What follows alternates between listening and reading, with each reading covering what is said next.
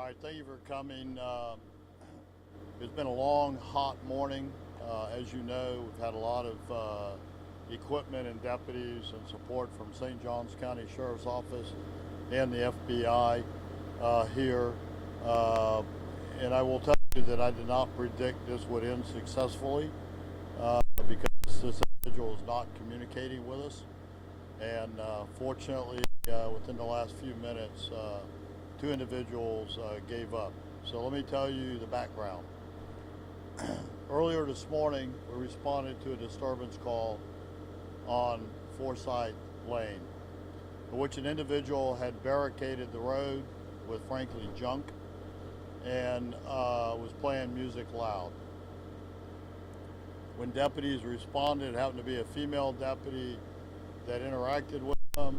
He moved closer to his house, then pulled out his privates and started masturbating in front of the deputy. He said, "Aren't you going to arrest me?"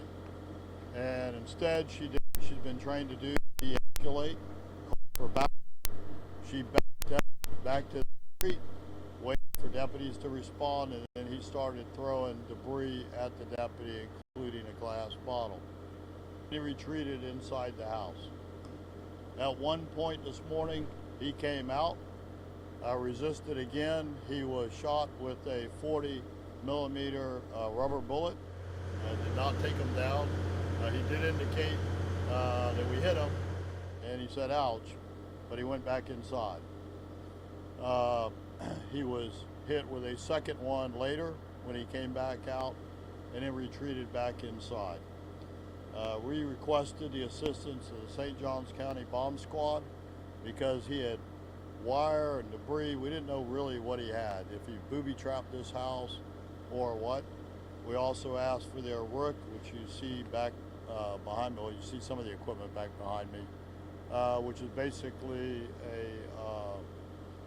a small, traditionally a construction equipment, but it's fortified and armored. Using that, we were able to clear all the debris that he put in his driveway. We were able to get to the house, and between the rook and our Bearcat, we took down the garage door so that we could see into the garage, and took out the front door. That allowed us to put a robot into the house. Now let me tell you that during this entire time, so 6+ hours, he never once communicated with us. He refused to answer the phone. He refused to talk to us. That's not a good indicator when you're trying to negotiate with an individual. We had our behavioral response unit here. We had our crisis negotiators here, and he was just non-compliant or responsive. Fortunately, another individual that he had in the house, which is not who he had the warrant for, came out, resisted, was also hit with a non-lethal 40 millimeter rubber bullet, and he immediately went down, and we apprehended him, and he's on his way to jail. A short time later, the main suspect came out, and he was also hit with a rubber bullet again, and had absolutely no action to him, and then started fighting and resisting arrest for our takedown team. Ultimately, from our criminal intel that we've done on him, he started escalating when we arrested his son. His son had been arrested for a stabbing over a religious argument. You may recall that because many of you covered that in the media. This individual started escalating that. I would describe him as a religious fanatic, to some degree one of these sovereign citizens, but he doesn't appear to be affiliated with any sovereign citizen organization. He also posted videos in the last couple days indicating that he was clearly not happy with myself as a sheriff. He wanted, I think, myself arrested for treason or something to that effect, and that he was going to be a martyr and alluded to suicide by cop. Fortunately, he chose not to act on that. When we served the search warrant during the arrest of his son, we knew that he had firearms in the house. And so that already heightened our awareness of the danger of this situation. We evacuated the homes that were nearby, and we were starting to go in to apprehend him. Obviously, in a neighborhood like this, you just can't leave and go away because we don't know what he's going to do. He claimed that he had military background. He claimed he has law enforcement background. We're still trying to verify all of that. Excuse me, when we did apprehend him, he told us that he was a president of the United States, and then he told us later he was a former president of the United States. So, but he's clearly a fanatic of some type. And I'm sure that the neighborhood is glad that he's been apprehended. No one was hurt, no deputies were hurt, the suspects were not hurt. And our investigation will continue. So I'll be glad to answer any questions. Why was the FBI here? When we activated and requested the St. Johns County Bomb Squad, it was a mutual agreement with the FBI's bomb squad, so they were put on standby. We had contacted the FBI, I believe, this morning or the day before about this individual, escalating him to get him in their databases. And we have a great relationship with the FBI out of Jacksonville and St. Augustine. So the ASAC actually was perfect timing on the FBI's part. As soon as the FBI SAC got here, people started to surrender. So maybe their intervention allowed that next response by them. You said it was 6+ hours. What time did the original call come in? I'll have to get that for you. I don't know the exact time, but we've been here probably close to 8 hours now. Did you know his name? I'll let Cheryl get you that. I know his first name is Robert. I don't know his last name. Well, I guess the other person's in charge. I don't know the answer to that yet. You know, I know there was resisting because he failed to comply, but the investigation is continuing on that individual. But he seems to be of the like mindset. After we apprehended him, he wouldn't give us any information.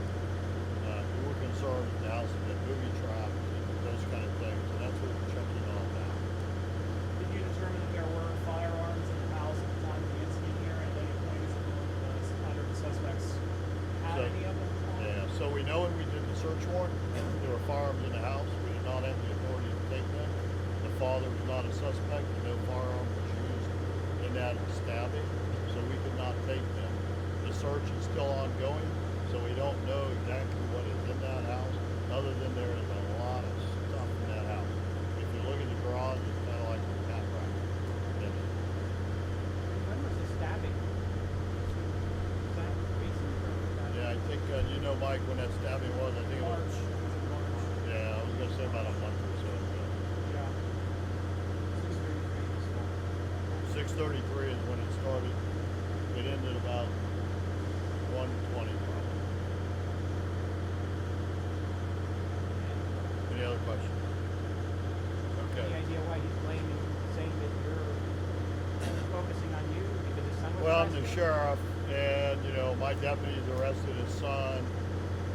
He's a little bit of a, you know, the sovereign citizens have unique perceptions and beliefs, and he didn't like the search warrant.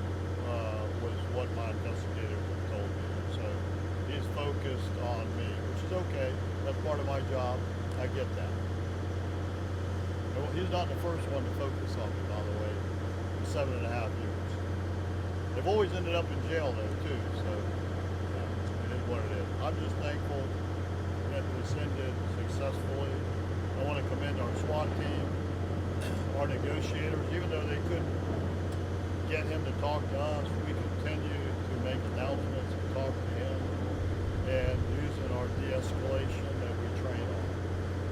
This could have ended very differently, and usually in these kind of cases, time is to your favor, and so the longer you can stretch it out, the better. We cut the power to the house, so you know he couldn't couldn't have air conditioning, couldn't have certain other things, which is all part of the tactic to do.